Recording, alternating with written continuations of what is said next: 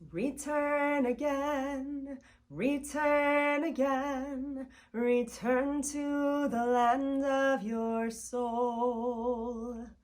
Shalom, everyone, and Chodesh Tov, a month of joy and peace and comfort and renewal as we welcome in the month of Elul.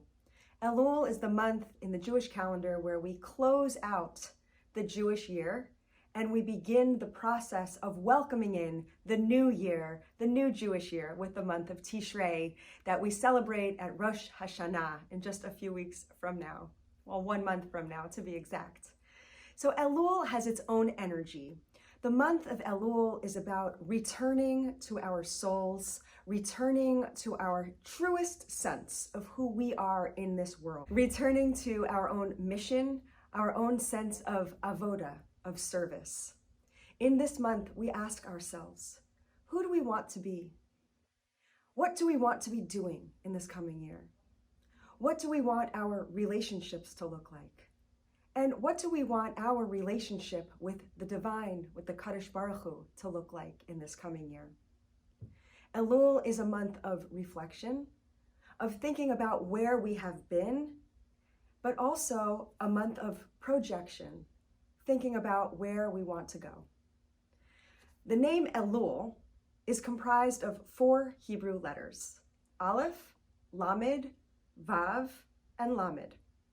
Each of those letters, the sages say, stands for an ideal or a value that we are bringing in, that we are conscious of throughout this month.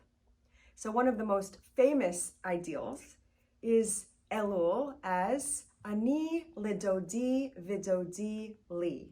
That Elul, that name, is an acronym for that phrase from the Song of Songs, Shir HaShirim, that I am my beloved and my beloved is mine.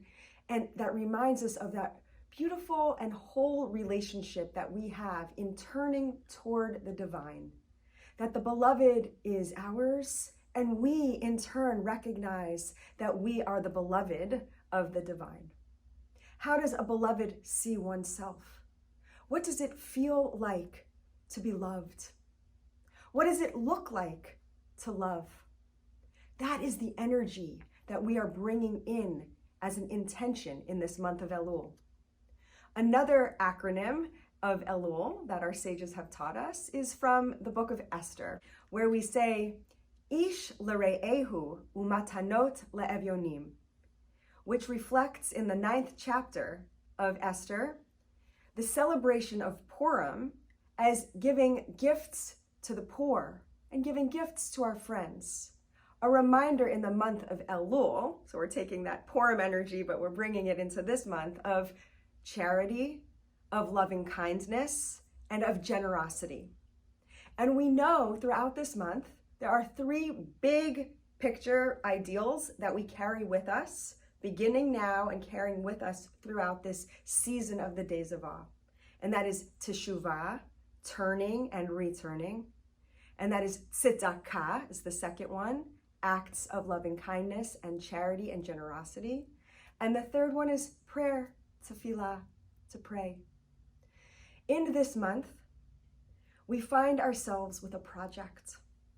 The project of return and the project of casting our gaze forward, and at the same time, looking backward to see where we've been so that we can highlight, right, pivot, and examine, and then place ourselves on the path where we want to go forward.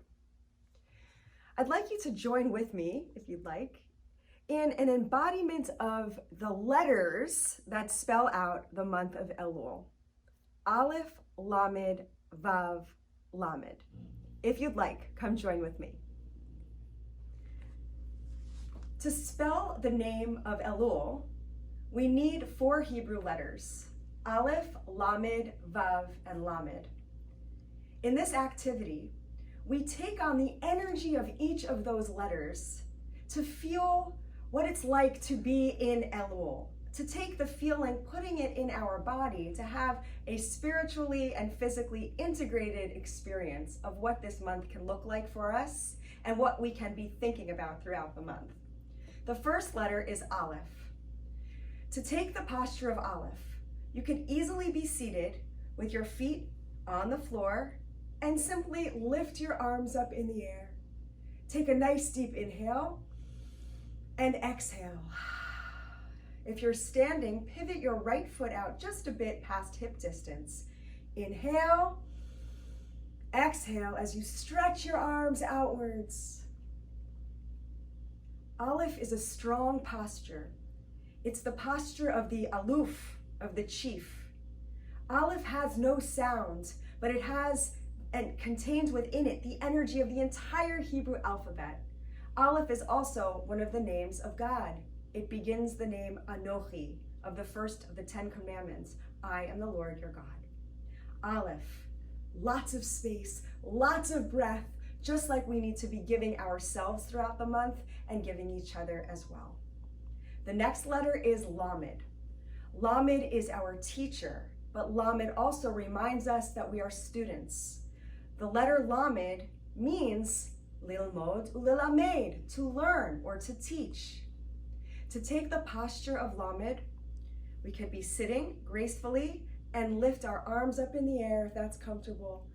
Lifting your arms up, and you'll feel that posture of lifting and reaching for knowledge. If you're standing, you might want to bend your knees in chair pose, lift your arms up. Inhale, exhale, and reach up. Arms come down. Lamed is so great because it reminds us that we can just lift our hands up. I want to learn. I have something to teach. That's the energy of Lamed. Next, we move into Vav. Mountain pose. Simply standing where you are, or of course you can remain seated. Arms out to your side, shoulders relaxed away from the ears. Vav is our connector. Vav literally means and. What does it feel like for you to be a connector this month? What are you connecting to? What might you be disconnecting from? Vav reminds us to be fluid, but also to be strong in our identity, to reach out, to find ways of connecting with others, connecting with God through the month.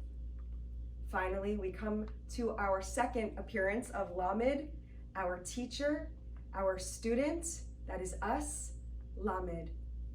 We can take Lamed just by raising our hands, or once again, we can bring both hands up and sink into our hips just a bit. Reach up, I want to learn, I have something to teach.